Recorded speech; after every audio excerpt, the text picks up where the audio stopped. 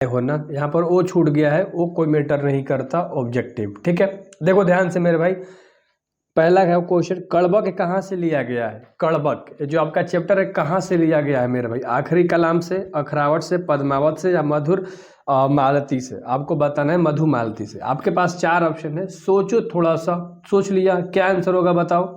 चलो मैं ही बता देता हूँ। पहला का जो ऑप्शन होगा ना, डी होगा मेरे भाई। कौन सा होगा? डी, पद्मावत से यह लिया गया है, पद्मावत से। याद रहेगा, कड़बक कहाँ से लिया गया है?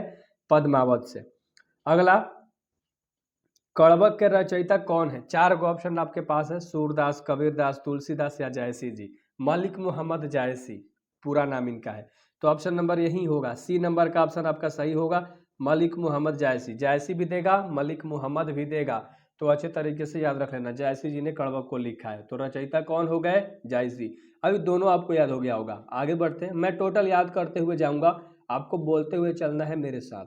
जायसी रचित पद्मावत भाषा क्या है? यानी कि जो पद्मावत लिखा गया है ना, किस भाषा में लिखा गया है जिसने जायसी जी ने लिखा था? अवधी में, ब्रज में, या खड़ी बोली में, या मैथिली में? 4 गो ऑप्शन आपके साथ है।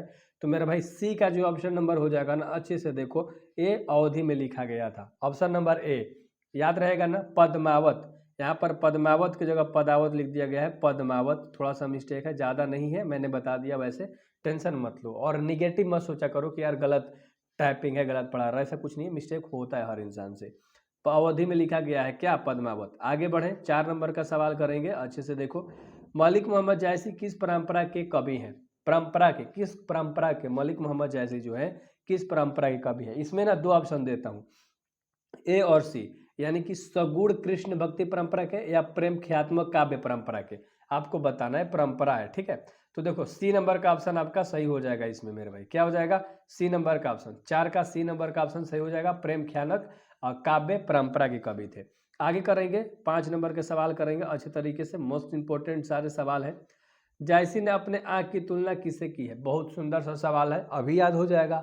ऐनक यानी दर्पण, जिसमें आप अपना शकल देखते हो मेरे भाई, जिसमें आप अपना मुंह देखते हो, तो दर्पण से की है। आँख की तुलना, आंखों से आप दर्पण देखते हो ना, ये तो ट्रिक हो गया, आंखों से जो चीज देखते हो जहां पर अपने शकल, दर्पण से की है।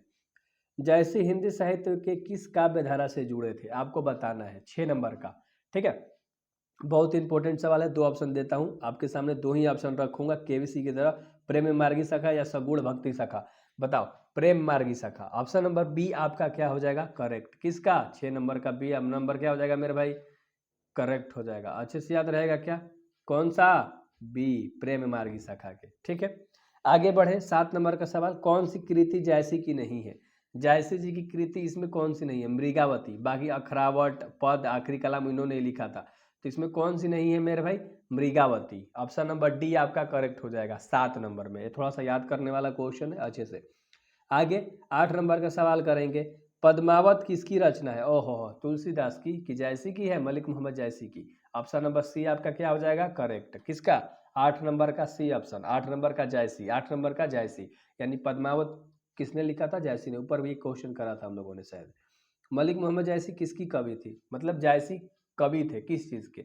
दुख के पीर के, कृष्ण के पीर के, प्रेम के पीर के, या अचित छाप के? 9 नंबर का बता दोगे क्या? प्रेम के पीर के कवि थे। किसके? प्रेम के पीर के कवि थे। बहुत बढ़िया, बहुत सुंदर। जायसी जी, मलिक मोहम्मद जायसी जी प्रेम के पीर के कवि थे, ठीक ना मेरे भाई। उम्मीद करता हूं कि 9 अभी तक याद हो गया होगा अच्छे तरीके से। एक बार और देख लो चाहते हो तो। मलिक मोहम्मद जायसी की कविता कौन सी है? 4 गो ऑप्शन है, पुत्र वियोग है, कि कड़बक है, कि हार जीत है, कि उषा है। अब 10 नंबर का ऑप्शन बताओ आप, कौन सा होगा? ऑप्शन नंबर बी आपका हो जाएगा कड़बक। कौन सा होगा? ऑप्शन नंबर बी आपका हो जाएगा कड़बक। मलिक मोहम्मद जायसी ने कड़बक को लिखा है, ठीक है। आगे करेंगे सवाल, 11 नंबर का सवाल करेंगे मेरे भाई। जायसी का जन्म किस प्रदेश में हुआ था? आपको बताना है। सिंपल, मध्य प्रदेश में या उत्तर प्रदेश में? एमपी में हुआ था, एमपी, ठीक है। एमपी मतलब मध्य प्रदेश में। 11 का ऑप्शन नंबर बी हो जाएगा करेक्ट है। याद रहेगा ना, मलिक मोहम्मद जायसी का जन्म कहाँ हुआ था? उत्तर मध्य प्रदेश में, सॉरी, मध्य प्रदेश, ठीक ना, एमपी, ठीक है।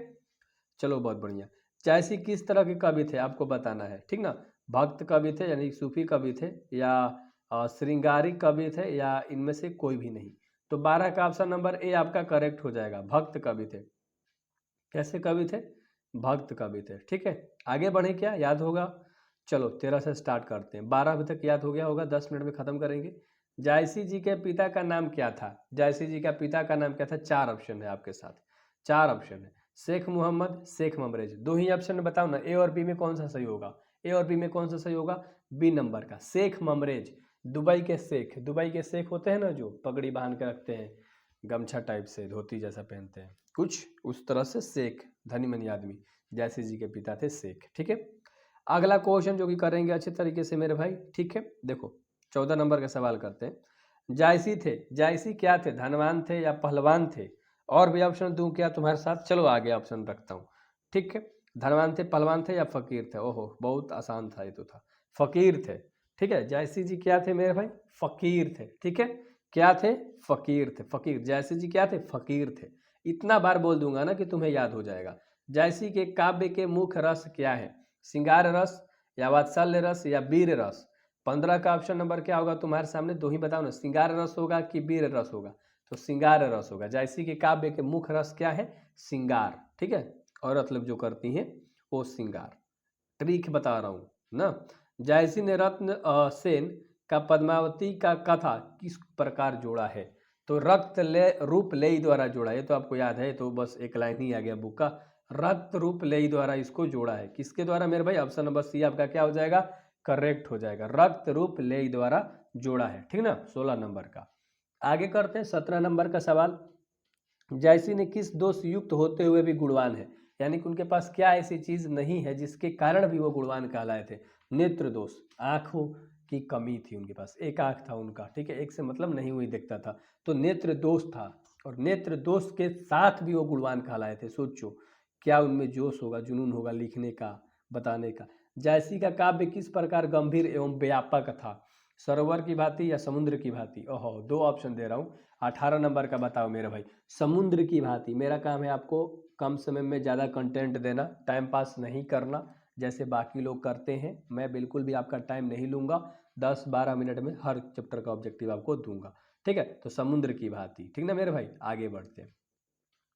इनमें से प्रेम के पीर के कवि हैं? ओहो, ये तो मलिक मोहम्मद जायसी प्रेम के पीर के कवि है। जस्ट अभी 17 या 16 नंबर का सवाल हम लोगों ने किया था। ठीक ना, तो मलिक मोहम्मद जायसी, ऑप्शन नंबर ए आपका करेक्ट हो जाएगा, याद रहेगा ना, ऑप्शन नंबर ए। चलो आगे बढ़ते हैं, 20 नंबर का सवाल करेंगे।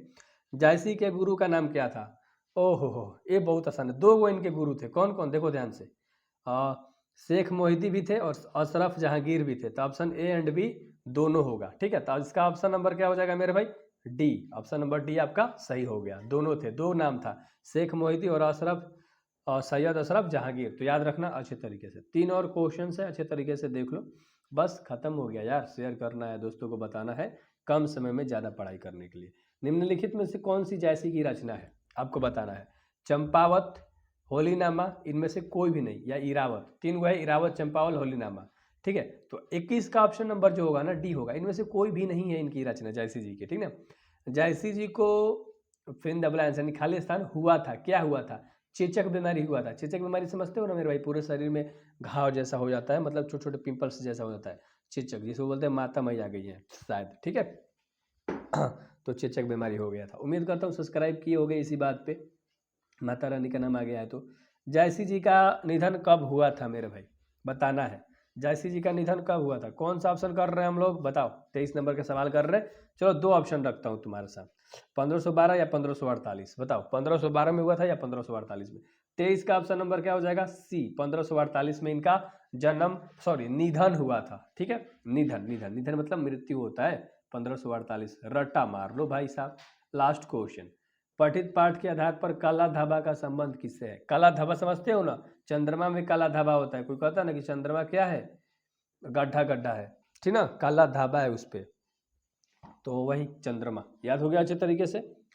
तो टोटल अच्छे तरीके से हमने कंप्लीट करा दिया आपको। ठीक है, और 10 मिनट के अंदर, तो सब्सक्राइब बनता है बॉस।